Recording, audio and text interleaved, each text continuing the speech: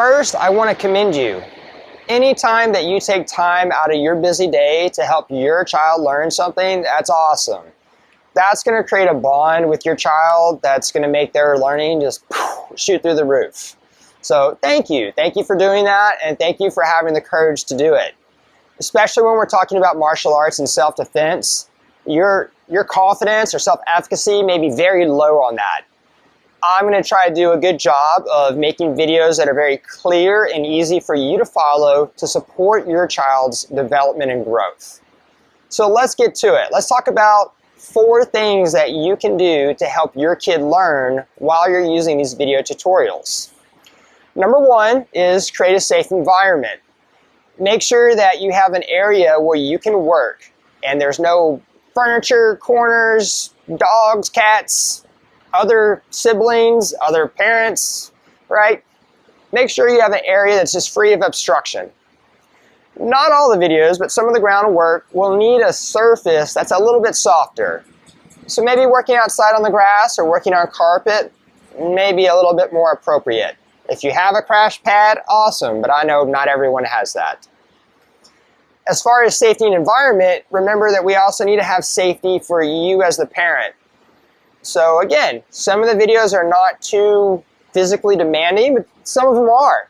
So make sure that you're aware of your limitations and what you can perform with your kid.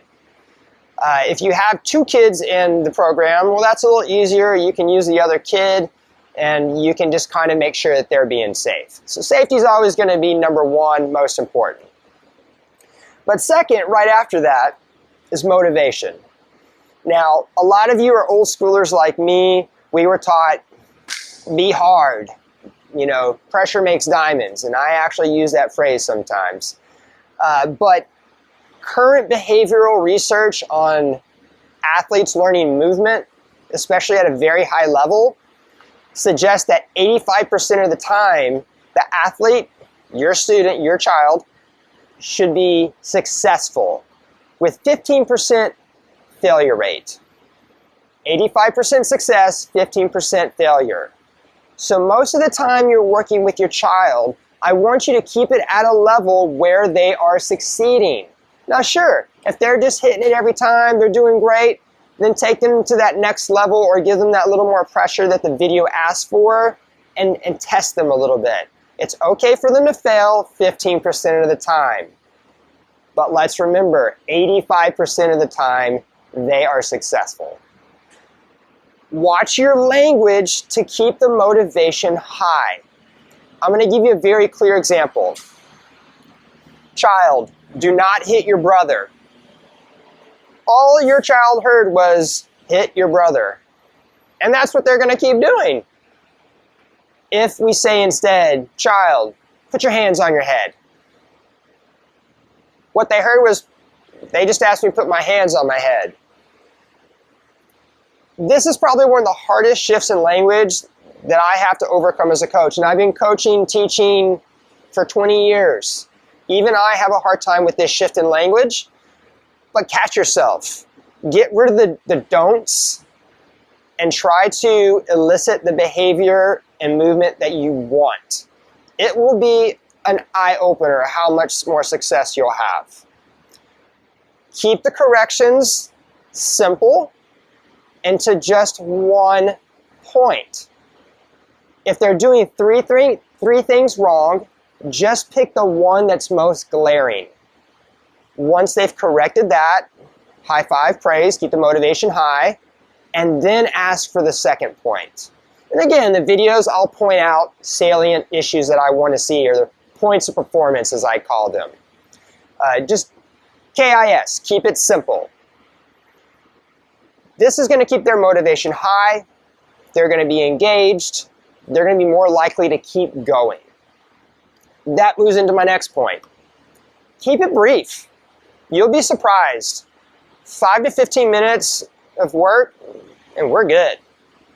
Your kid has an attention span in minutes as their years in age. So if you have a 5-year-old, you may only have 5 minutes to work with them.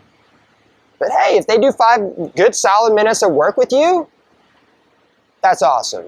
Maybe next time, shoot for 5.5 minutes, right? you have an older child, great. Take it a little bit longer. But keep it brief, be successful.